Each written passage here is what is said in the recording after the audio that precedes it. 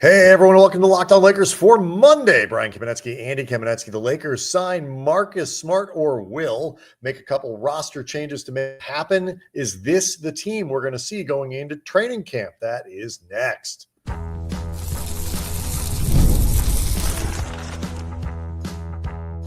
You are Locked On Lakers, your daily Los Angeles Lakers podcast, part of the Locked On Podcast Network, your team every day. Thanks to everybody for making Locked On Lakers your first listen of every day, Monday through Friday, no matter how or where you get your podcasts. This one's always free, never behind a paywall. Locked On Lakers on YouTube is where you can go hang out with over 35,000 subscribers, Andy, all of whom are trying to figure out just exactly how good this reconstructed Lakers roster is. The Lakers making a lot of moves over the weekend. They are set to sign Marcus Smart. 2 years, $11 million, I believe, is the deal. With a player option for the second year. Pretty standard stuff. Marcus Smart bought out by the Washington Wizards. If you had forgotten where he was, Lakers had to make a couple roster changes to make this happen. They released both Jordan Goodwin and Shake Milton, the latter being very expected, the former being something they had hoped to avoid, but couldn't. Do want to let people know that today's episode is brought to you by Monarch Money. Take control of your finances with Monarch Money. Use the code LOCKEDONNBA at monarchmoney.com for 50% off your first year. Andy, your reaction when you saw the news, because we mentioned a couple times, like, keep an eye on the Wizards. They've got 46 players on their roster. Somebody's going to have to go at some point. And Smart was one of those people to keep an eye on. But once this started rolling, it happened pretty quick. What was your reaction? Smart had been linked to the Lakers as one of those guys that could potentially end up a good fit with this team. I did a quick reaction / emergency pod for Saturday. Just a lot of my thoughts on this, but I really like it for the Lakers. First of all, it's a continuation of, and we may get into this during the show, what I think has been a pretty productive offseason for Rob Pelinka in terms of maximizing what are pretty narrow opportunities to try to improve the roster given the limitations that he was dealing with. And as much as you can argue, I think rightly, those limitations were self-imposed, not solely, but in large part by some decisions Rob made that didn't really work out. The bottom line is the limitations are the limitations, and I think Rob worked very well within them.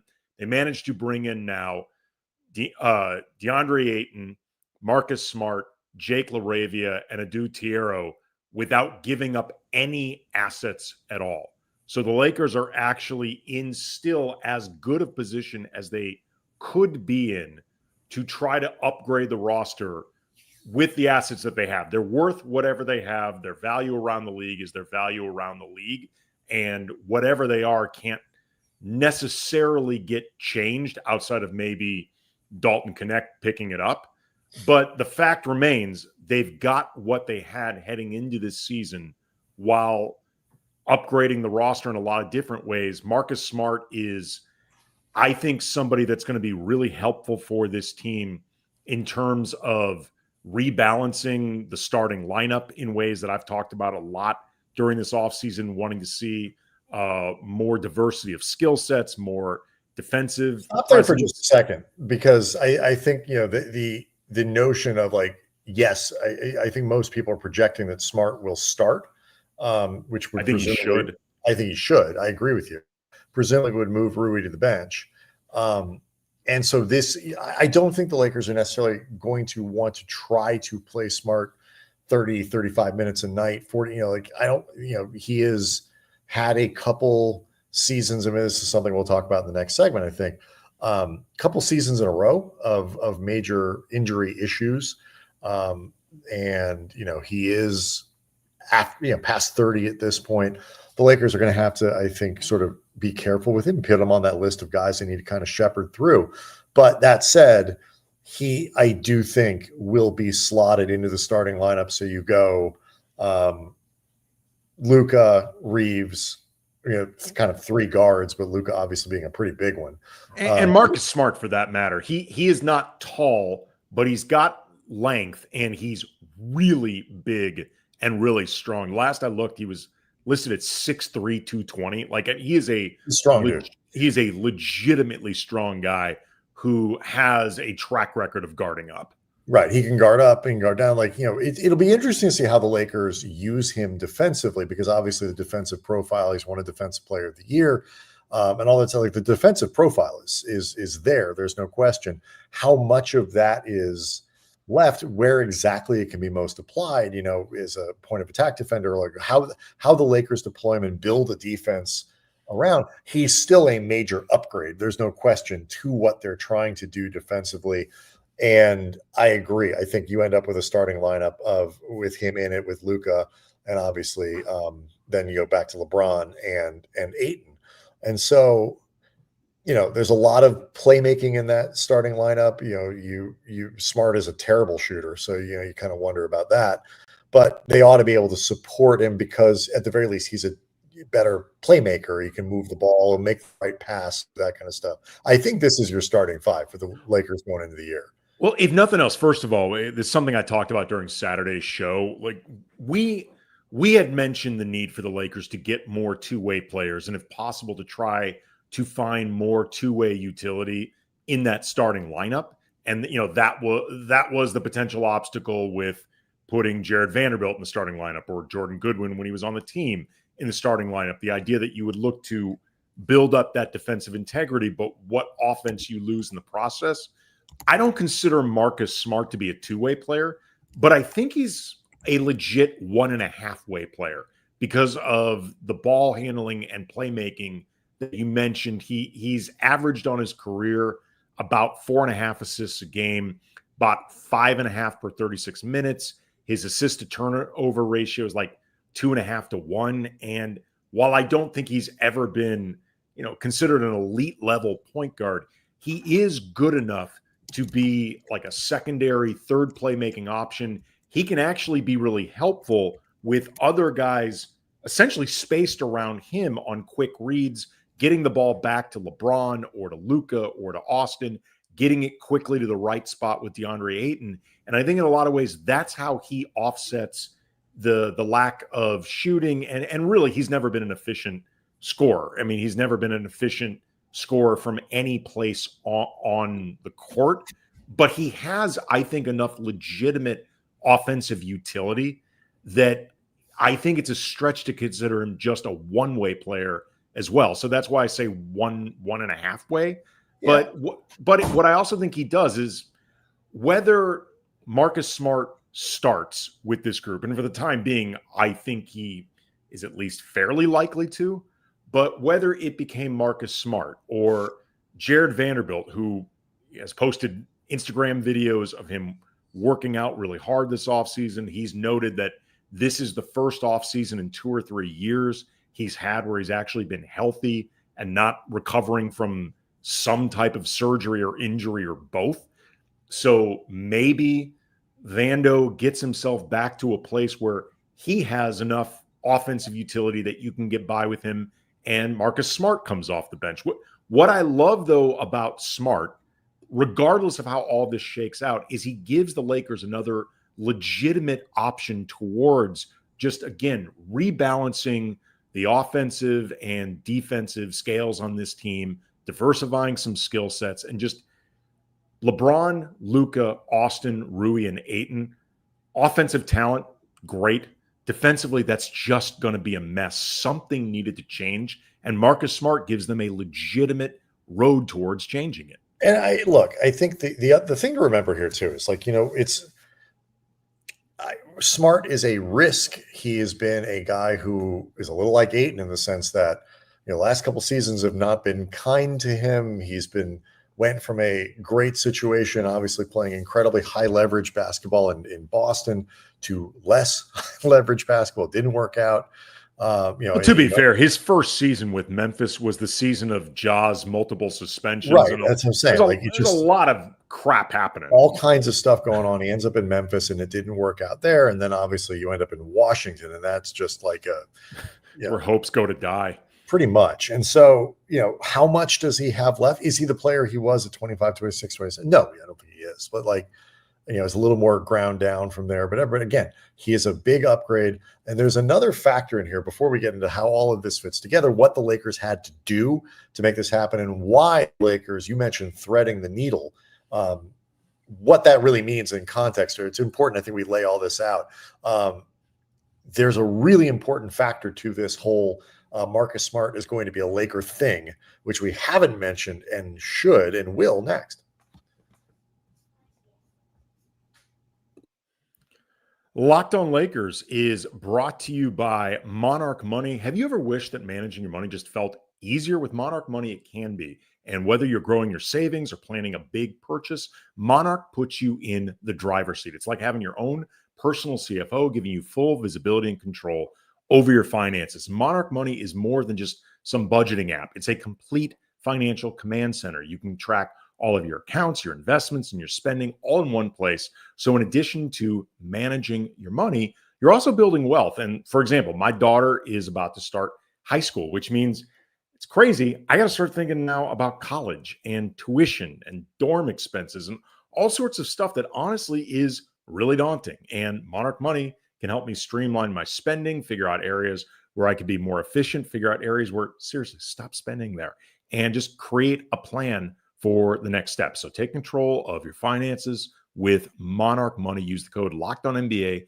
at monarchmoney.com for 50% off your first year. That's monarchmoney.com, code LOCKEDONNBA for half off your first year.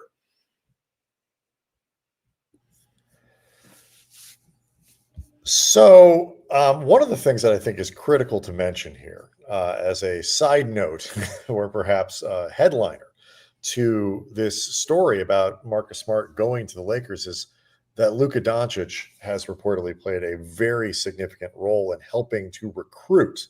And so, you are obviously doing something that Luka likes, definitionally, if Luka's involved in bringing the guy here, but also too, this magic August 2nd and beyond deadline date, whatever you want to call it, looming, anything that really ties the Lakers and Luka together in a way that makes you feel that Luka really gets it, is on board and all that, is really good for the Lakers. And so, a recruiting effort from Luka this quickly into his Lakers tenure is a good thing. Yeah. Is it a blood oath? No. Does the fact that he reportedly recruited Marcus Smart, reportedly helped recruit DeAndre Ayton, does that mean that Luka is automatically obligated to sign this extension, whether August 2nd, the earliest, after Eurobasket, whatever? No. But generally speaking, players do not recruit other players towards a situation where they're not at least somewhat stable with it. Yeah. They don't go out of their way to do something like that. Yeah. And look, is it, and Smart isn't, he didn't sign a 9-year deal or anything like that. So everybody is kind of short term in that sense. And this is something that we don't even get into today, but I want to talk about the sort of just this constant churn the Lakers have at some point before the season. I think we'll have time. But for right now, I think when you look at what the Lakers have done, the fact that they've been able to add Smart, guys with some risk to them, there's no question, but at prices that are well beneath what they would normally cost. Like a guy like Marcus Smart, even coming off a couple lousy seasons, would still be a $10 to $12 million player at least, and the Lakers are getting him for half that. Ayton is coming off a $30 million deal, $35 million deal.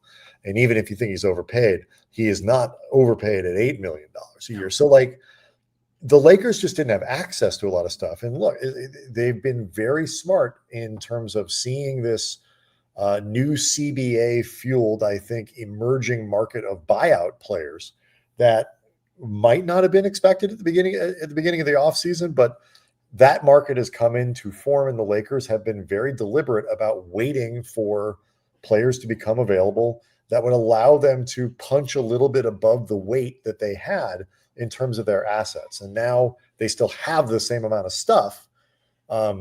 It's apparently not very valuable because we'll get into this consolidation trade here in a minute, but they still have it. They still have the number one pick. If Dalton Knecht can rehab his image, they've still got that. They've got whatever second rounder. You and I were debating whether or not they can actually trade it, but if they have a second rounder, it's one. So like they don't have a lot of stuff. And so to be able to add without subtracting is a really big deal for this team.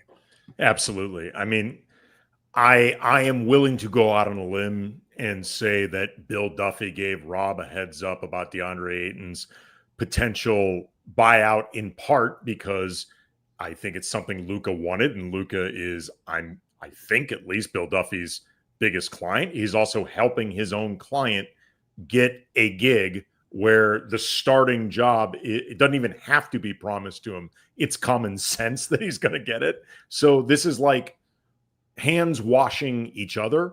I have no idea if Marcus Smart's representation gave Rob a heads up with something like this, but the point is they're watching the moves around the league. They've been patient.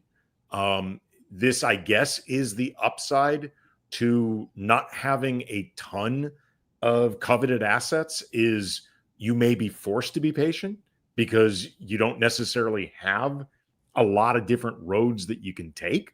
But the point being, though, I think Rob has had a pretty good offseason when you consider the constraints that he was working against and what they've managed to accomplish. Like, I forgot to mention Laravia. I mean, like, right. They've lost one rotation player. I mean, 1.5, depending on how you consider Goodwin. But they've lost, we'll just call it 2 in terms of having to release Jordan Goodwin, but gained 4 rotation players. I'm sorry, 3 rotation players, but did a good job. I was going to say you're high on Tiero, man. I got him right to the top of the rotation. But they're +1 in rotation players, including a position of desperate need. Yeah. And they have managed to get better while surrendering nothing in the way of assets. This is an offseason where I think Rob has been very resourceful, and resourcefulness and sort of that creativity that can come along with resourcefulness is something that you and I have been very open and sometimes repeated in our criticism of Rob not really being that guy. And look, this is something I think people and Lakers fans need to understand when you evaluate this sort of offseason.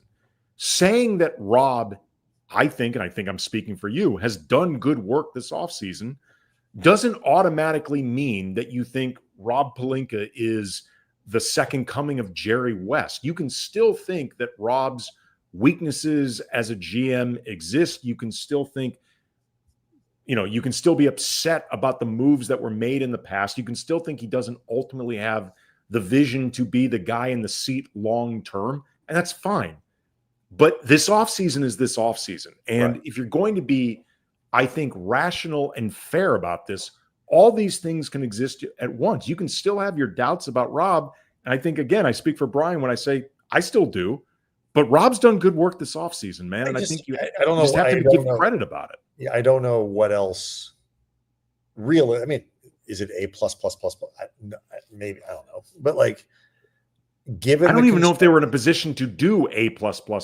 That's sort of what I'm getting at. Like the Ayton thing was extremely fortunate. I don't think there's any question about that. I don't think going into the off season there was necessarily the expectation that Ayton would get bought out.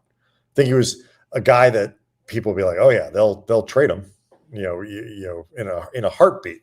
But even in trading for Ayton, even if you don't have to give up big assets, you still have to put together enough money to get to $35 million. And the Lakers don't have the ability to do that without giving up rotation players.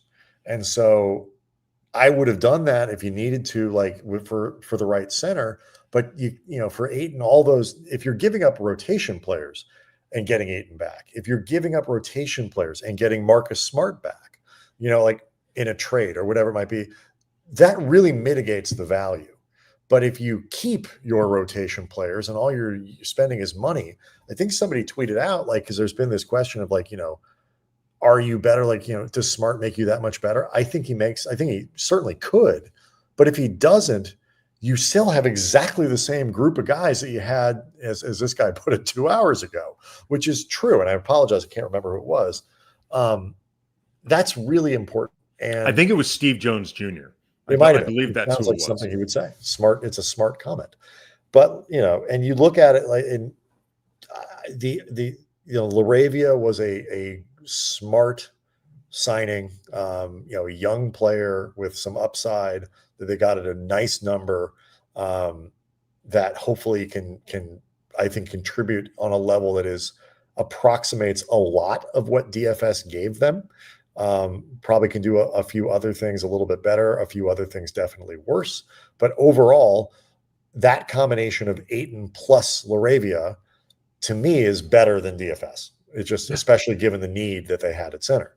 This offseason, they ultimately swapped out DFS, Shake Milton, and Jordan Goodwin for DeAndre Ayton, Jake Laravia, and Marcus Smart. It is really difficult. And I guess, and they kept Jackson Hayes, and, they did some nice work. If you like the Tiero drafting, they did some nice work to put themselves in the position to get Tiero. Yeah. I people who are much smarter about these sorts of things than you and me. Yes. Like that, what they did there a lot. Let's talk a little bit more about what Smart can do, how he might fit, any concerns that you might have, and then a little bit of the mechanics in play, because there has been some disappointment that Jordan Goodwin had to go. And so we'll do that next.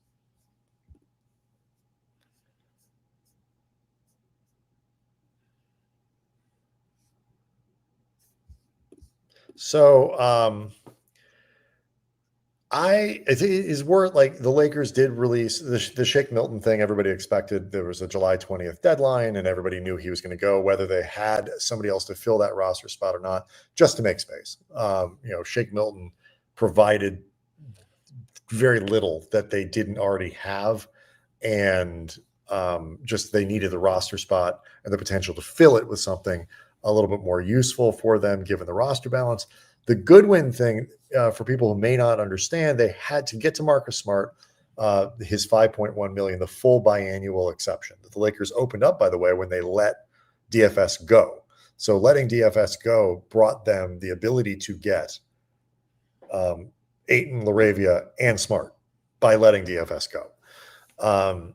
So the reason, though, Goodwin had to go as well is because they didn't have enough money in that biannual exception to sign Smart to the money that they agreed to give him without letting Goodwin go. And it's disappointing. They didn't want to do it. They've been trying to come up with what people have been calling a consolidation trade, where you send 3 guys out to get 2 or 2 to get 1. Nobody wants their stuff. The Lakers wisely did not want to pay, essentially, to find ways to keep Jordan Goodwin. It's just, they don't have the assets to be giving stuff away. That's how they got into this mess to begin with. I think our everydayers know I have been the captain of the SS play Jordan Goodwin more, particularly during the playoffs. I was pretty openly critical of, I think, JJ Redick giving up on Goodwin both too early and, in my mind, kind of inexplicably, because I thought he played pretty well when JJ actually gave him an opportunity in the playoffs. And during the regular season, he was a pretty important, I think, addition to the rotation. That being said, though, when you only currently have 1 first-round pick at your disposal to trade, you cannot trade that essentially as sweetener to dump, Maxi Kleber and Gabe or whatever for space for Jordan Goodwin. Like that, I really like Goodwin's potential a lot. I like what he did on this team. That's just not good asset management. And again, if you want to be upset that they're in the position where they can't just say, screw it, let's burn maybe a protected first-round pick in order to keep a guy towards the back of the rotation that we like you can be upset about that if you want. The fact remains, it would have been terrible asset management in the moment. And again, I say this as somebody who wanted Jordan Goodwin to play more. It's just not justifiable. You can't do it. You just can't. And, I don't mean this to demean Jordan Goodwin. And, I think a guy like Gary Payton, who's still, by the way, unsigned, is a good example of this kind of thing. And granted, Payton had a really bad injury that sort of threw things off. But like, you can find players that kind of really fit what you're doing really well. Could Jordan Goodwin have developed into a guy who plays 25 to 30 minutes a night if you need him to over an extra? I don't know. The shooting regressed pretty significantly after a really hot start with the Lakers. Shooting has always been the thing that has kept Goodwin from being a regular NBA player. If he's a 38%, 39% guy, he's a totally different player than at 31 or 32. And, which guy would you have gotten there? I mean, I love the story, and I think he's a good player. There are Jordan Goodwins around for them, a very good scouting department to go find with one of the two ways they have. And somebody noted in the comments section correctly that Jordan Goodwin is not eligible for a two-way deal. He's been in the league too long. You can only do it if you have less 3 or fewer years, and he's got 4. He's probably, I think somebody will probably claim him off of waivers. I hope so, man. I hope so. He made so little money that I wouldn't surprise me in the slightest if he got picked up. But they have two-way deals left. The only guy right now is I guess technically, is it 2 or 1? Koloko is still a two-way. I think or is he? With Koloko, it's tricky. I'm honestly not exactly sure. I know Jemison is on a two-way deal. Can Koloko be in on another one? Maybe he can get. I don't actually know. I don't know the answer. Koloko can do one more. I don't know. I think because again, the last year was technically, I think, his second year in the league. So I think they can sign him to another one. So they still have one more two-way deal that they can use on a backcourt player who can do some of the same things that Jordan Goodwin did. Like the team has been very good about finding guys like that. And I think they can go do it again. It's disappointing to see him go, but Marcus Smart's a better player. Yep. And he's a more established player. He is seasoned. He is proven in a lot of ways. And even if he's on the downside rather than the upside, you're going to get a lot more out of Marcus Smart than you are. And, oh, by the way, your star player wants him. And you're getting him at a really good price. So these are kind of no-brainer sort of decisions that teams have to make. And I just think culturally, Sky Falcon points out, Koloko has a two-way on the table that he can sign. He's trying to do a little bit better. The Lakers hope that he doesn't, I guess. That's what I mean. It's confusing to break down exactly the mechanics of how essentially like restricted free agency for a two-way deal works. I'm not going to pretend I understand it. Yeah. And, go find Keith Smart. He can explain that. Or Keith Smith, he can explain it. Like last year, for example, is what you're getting with Smart. Was that an indication? I mean, I think I'm willing to look at it and be like, you know what, a year where he starts off on a team with all kinds of gets hurt and ends up in Washington. And the year before that was, like you mentioned, just the mess in Memphis. Do I expect him to return to 2022 form? I don't, but he's going to bring a defensive intensity and a grit and stuff. And like you say, balance, moves LeBron down to better positioning for him. Either LeBron or Rui had to guard uncomfortably last year. They have a legitimate big in Ayton who is going to improve them significantly as a rebounder. And so you look around and like Smart, the one defensive thing that he doesn't do is rebound. He's not a good rebounder, never has been. But the Lakers have Ayton. They have LeBron, who's averaged, 10 rebounds a game, close to it over the course of his career. They have Luka, who is averaged, had seasons of averaging basically 10 rebounds a night. And actually AR is not a bad rebounder for his position either. They can support a bad rebounder. They've already done it with Rui. I mean, it's like you're bumping Rui out of the starting line. He's a terrible rebounder for his size. Yeah, I actually think in the aggregate, there'll be a better rebounding team with this starting lineup than they were with Rui in it. Well, I think just by adding Ayton, they would have been regardless of whether Rui stayed in the starting lineup or not. I think there could be ways where defensively they're going to become better rebounders, not even so much because you're taking Rui out of the starting lineup, but just with more defensive integrity. I think you could be in better positions to clean the defensive glass and end possessions that way. And again, that's an area where I think DeAndre Ayton in and of itself, like just having him on board, that's going to help. Like I've seen a lot too, just to address this in the comments section, about the idea of keeping Rui in the starting lineup and playing Reeves off the bench. Brian and I have talked about this before. Maybe we could get more in depth with this in a different show, but I just wanted to acknowledge it because it's come up a lot.